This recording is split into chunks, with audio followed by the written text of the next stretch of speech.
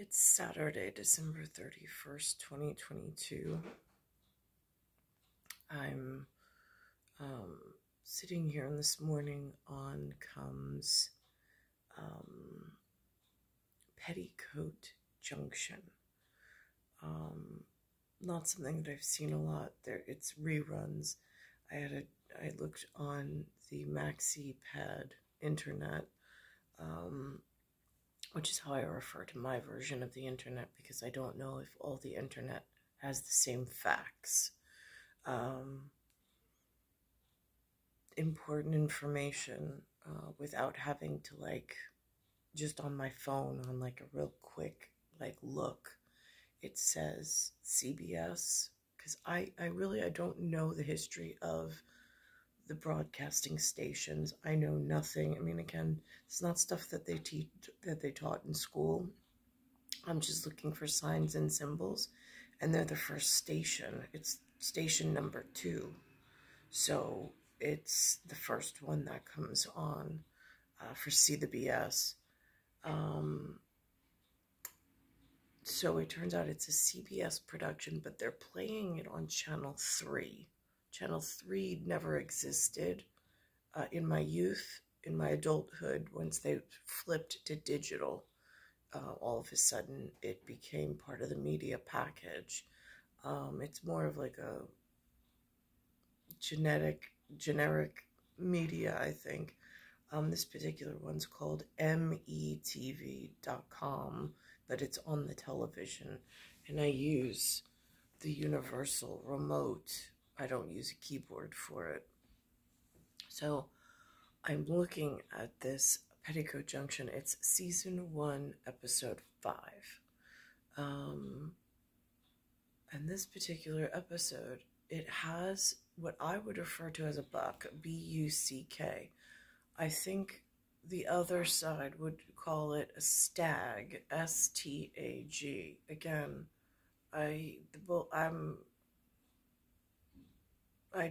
is it a Greek-based or is it a Latin-based? I don't know how to answer that. So I'm looking, and it's the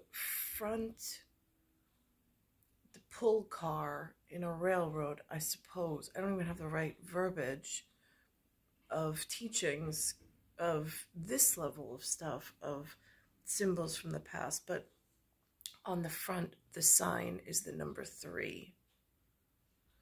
And then the lantern has this stag or this buck.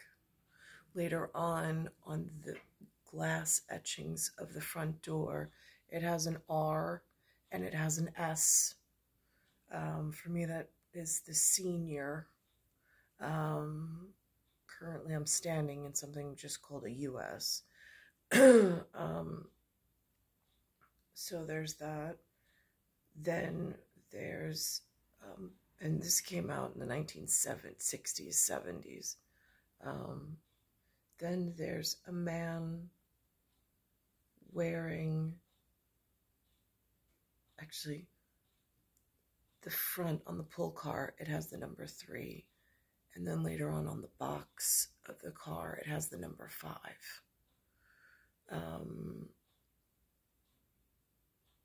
And then there's this man who's wearing a sweatshirt, which I thought was very, because it's a black and white, and it's called Petticoat. And then I'm thinking, right, if the petticoats are so far from, or distal, they're so far in the distance from where my proximity is in this 2022. How do I know? How do I decipher the code of what was put? So he's got this sweatshirt on that says, it says Hooterville, and then it has hornets. I don't know if that's a hummingbird flower reference or a bird and the bees reference, but in the middle, it has a football with a hornet on the inside, just so Brady Bunch and the Magic Escalator Company knows that they have this clarity, I guess, is it a sign of like the womb and the special male to be born, then that would make me the football carrier, would it not? Since I had this special child. Anyhow, so I find that very interesting. Just looking strictly at the symbols that they're putting out there, with what's in the scene and what's being spoken about, and how this is interpreted. I'm trepidatious in the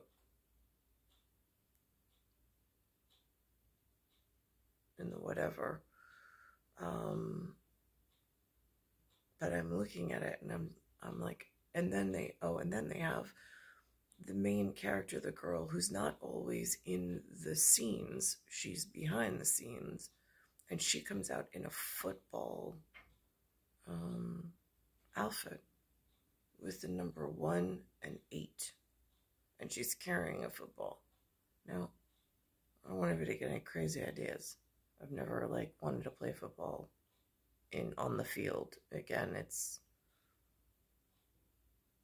there's some man's world at House of David and then whatever else is going on.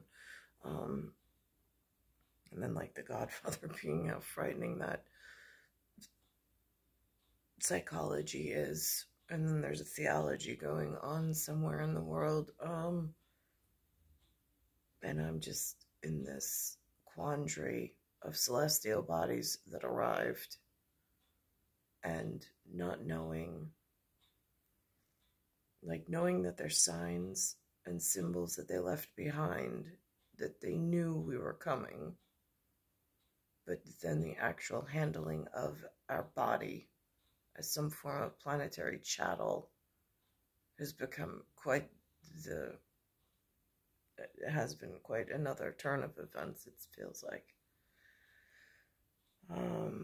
Now also in this particular episode, they say that this girl, she's dressed for the most part in very traditional female clothing, or what was traditional when I first arrived. Now it's try to just find something that fits and covers. There's no really standard whatsoever. It just feels like things are just unraveling.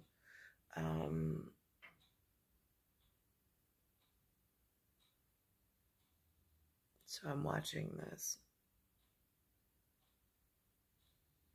and she's studying something in history about the Mexican War.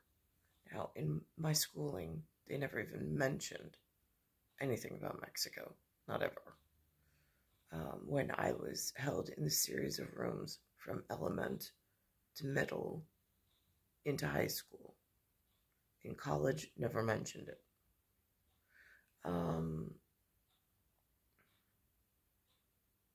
But in this Petticoat Junction, Season 1, Episode 5, they're mentioning it. And I realized yesterday as I was going through the exercise portion of the day, when I tap the pole that has the QB1381 etched on it for ground force of tactile, the Q that they have on there looks very much like the astrological sign for Leo, Leo. And then there's the letter, the capital letter B, which again has the straight back, but it looks similar to an 8 if there wasn't a straight back on the B. So, somewhere between Mercury, Earth, and Neptune on that. No, there's definitely a planetary system. Definitely a celestial body. And yesterday I discovered something that NASA is putting out there about a planet 9. Daniel came to visit. And we spent some time with him, which was really, really nice. It was a whatever. And I discovered it on my phone looking for something else. But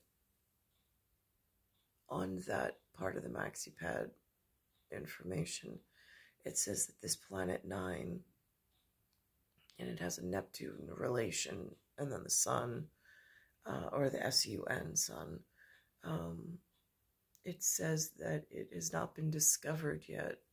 It is still in mathematical realm of, however, I don't know the words that NASA uses for their scholarly whatever. Had something to do with like the big buzzwords were something called a Caltech, something called a NASA, and then something called a Planet 9 as it related to Neptune. Also, I made a discovery on what the humans are speaking about. I did not know there was a soccer team in New York. It's called Cosmos. That word cosmos has a very Greek base feel to it.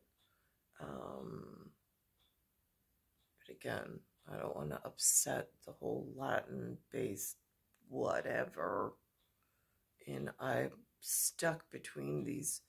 It's almost like the changing of the guards in something I don't even, or what I'm even more frightened of is several changing of the guards within my time capsule that has left me in this dangerous quandary all by myself as it's ripping apart. And there's these major calculations that are going unpronounced and unbeknownst or undiscovered because people are too busy in their whatever they do. And I really have no idea how to comment on humanity at this point. I don't.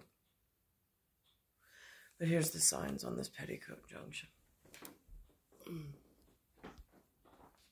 It's called, just for at Io Mi Io.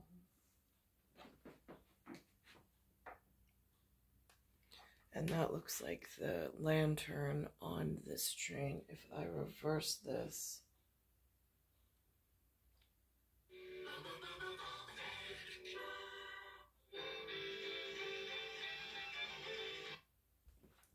it's the number 3.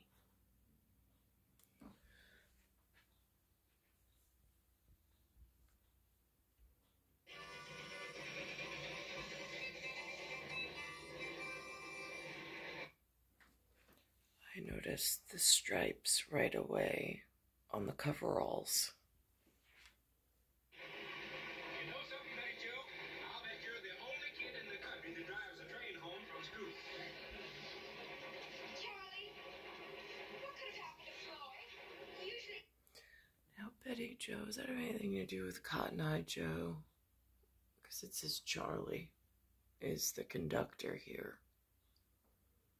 Again, I'm just delivering the message of what the ancestors put together. I mean, I arrived in 1978. This arrived in 1960s, 70s. So there was a conductor, an orchestra. There were things that were known about our special birthing pattern here and its special relation to other equipment. He's up here every 5 minutes checking on us. Love life got derailed. Somebody you get, Fred. His love life got derailed. This fictional character of Floyd Smoot.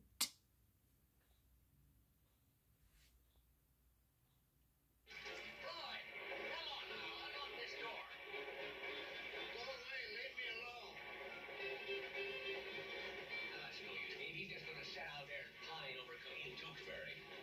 Sam, let me try something.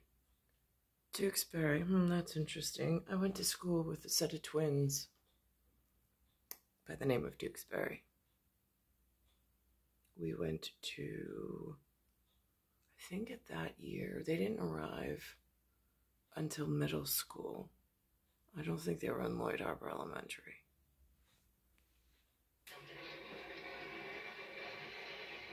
Floyd Smoot, I got a bone to pick with you. Now you unlock that door, or I'm climbing out this window. All right? No, Peyton, don't do that. I'll open the door.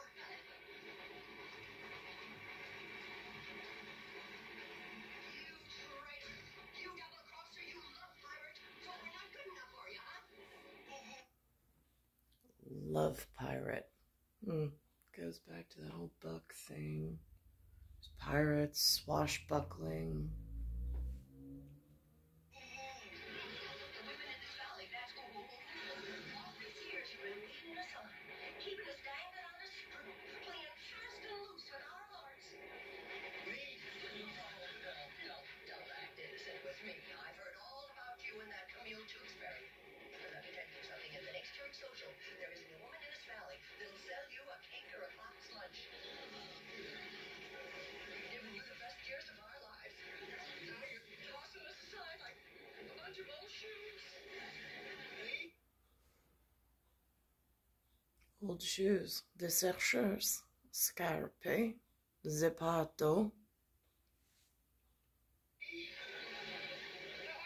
I'm just not going to cry because you're not worthy of the tears. I don't understand. Just, Kate, open the door. I want to talk to you. No, sir. You stay out there and cool your hot blood, you fickle Casanova, you. Please?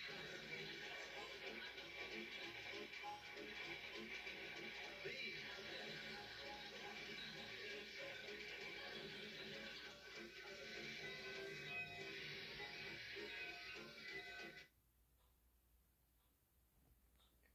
Now it says beat Pixley, but right here, but it also said shady rest. I'm resting at Rocking Horse Ranch, which is resting heart rate in medical whatever. Well, who won the game, Coach? And here on the etchings, it has the S and the R. Pixley managed to squeeze by us. 63 to nothing. My boys weren't able to execute the plays I gave them. They need more skull practice. Pixley was sharp, well organized, well trained. Uncle Joe, Pixley hasn't even got a coach. And neither does Hooterville. Now, on his shirt, like I said, it says Hooterville and then Hornets. Not sure if that's a hummingbird flower reference or if that's a birds and the bees reference. Either one seems significant. And it says he's the coach, and this is this guy, he's named Charlie. It says Hooterville Hornet coach. It has a football and a hornet inside. If you see, the hornet is inside this football, almost like a baby in a womb, especially if you're trying to send the message that the baby's going to be a boy. And you already know going into that 70s show that I arrive on the 78 because it's on the girls' football jersey that comes out later in this episode.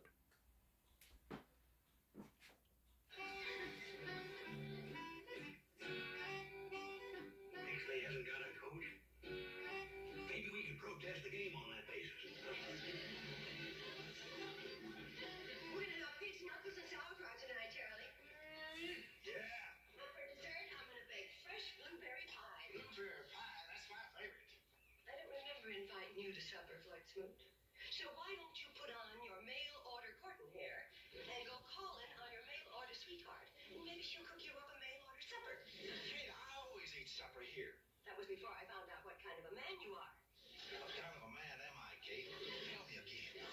You're nothing but a fickle, heartbreaking Casanova, that's what. Come on, Chuck.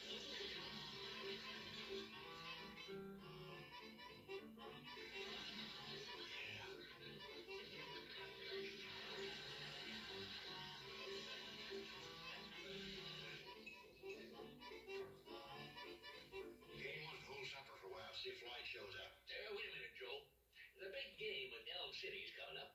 Now, the merchants of Hooterville are prepared to pay you a cash bonus. It's as good as mine. I'm going to win that game. The bonus ain't for winning. It's for resigning. Oh, wait. It's not Charlie. It's Joe. Although they look very similar. And there's some crossover there. I'll chip in on that. Now, look here just a minute, you boys. I got a surprise ready for that Elm City team. The Hooterville Hornets are going to Did you say Elm City team? As in like Elmont? Because that's where Lynn grew up. Over by Belmont Racetrack. By the horses. There's a horse right there. Inside the horseshoe. So I'm just checking on the Elm. Because now my Oceanside has my number 5 on an Elm. In a totally different scenario while I'm being held at bay. For I don't know what reason. really sting. Worse than today? Oh, sting. So now here's Betty Jo coming down in her football jersey that has the number 1 and 8 right on the front. I was just joking, but victory don't mean that much to me. By the way, where is Betty Jo? How would I know? Betty Jo! You better let her do her homework. You know her grades are what they Did you talk her into it, Coach? Her into what? And there it is. 1, 8. And there's the football she's carrying. She's carrying a football. On his shirt, it has the Hornet is arriving inside of a football. And there you go. Now for that 70s show, they knew that I was going to have a special child. Since I was little. They were preparing for something, and then all of a sudden something else changed. But usually if there's any kind of prediction in the program, there's some insurance policy that's taken out to insure the whatever of the woman and the child. So what I don't understand is why the capitulation was off so horrifically. No, he didn't. But Mom, we just gotta win one game. And Uncle Joe says that me as a scat back. You scat back upstairs and take off that uniform. Sorry, Coach. I was ready and willing. No, I wasn't. Nice pass, Mom. Right, so I was ready. Apparently, the mom was not, but the theater knew, because at Silver Cup Studios, they were putting out all these messages saying, like, no, symbolically, we got to put something out there to anchor and root this reality. Especially if they don't know where they're headed, or if the break looks so horrific in the future. Forget it. Can't we start serving now? Everything's ready? Yeah, bring on the pig knuckles and sauerkraut. Well, no, let's just wait a little longer for Floyd. Hey, Kate, I sure thought you had him cured when you told him all the women in the valley were mad about him. What? Oh, it's smooth. Well, I was just trying to help him end his broken heart by convincing him he had sex appeal. I guess he didn't believe me. Well, there's only so big a lie a man can swallow. That's all popper. Oh, you two are a great help. All the Now here's the part about the birds and the bees. Blushing from ear to ear. something we'd like you to tell us right now. What's that? All about the birds and the bees. You don't know about the birds and the bees? Well, I guess you're old enough to learn about the birds and the bees. The birds, I'll tell you about the birds first. And they go like this. The bees, they do it all together. I mean, the sound goes.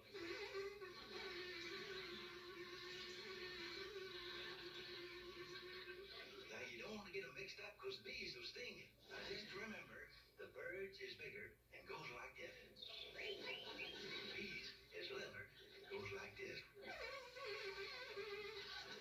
You sure you don't know about this? We've been looking everywhere. Where's Floyd? Oh, he's in the kitchen. Now he goes back to the train for a minute in his, I don't know what you call that, Sunday best perhaps. But on it, it has the C, the F, and the W.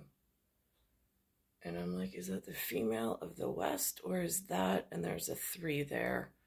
And then there's this. So now I'm just curious, or is that an aviation reference now that I have that new reference that they gave me about the, I call them airplanes, but I don't want to get like passenger. I mean, again, I'm so rudimentary on this. Don't want to accidentally upset the apple cart and like accidentally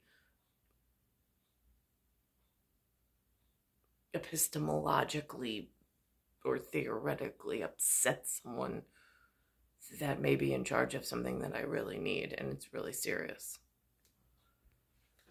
So it has C, which is if and only if it's a Roman numeral, it would equate out to something. And then there's a 3 and there's an F and a W. Bachelor too long to get snoozed now. Hey, I'll take you back to the hotel. I'll come along. Me too. Me too. Oh, no, Floyd. You stay here with your first and only love. It isn't only love, Kate. Please let me go along. No, Floyd, and that's final. Well then, Kate, What is it, Floyd? will you bring me back down some blueberry pie?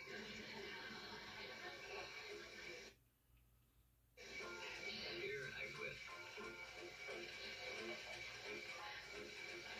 do you like that?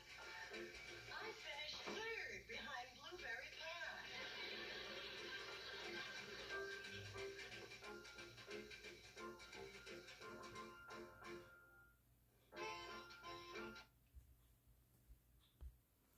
It's star 1978, star 8378, Nicole, Cattaruzza, it's Earth, Solar System, Milky Way Universe. Galaxy is broken, and it's Bayside Station, Bayside, New York, 01361.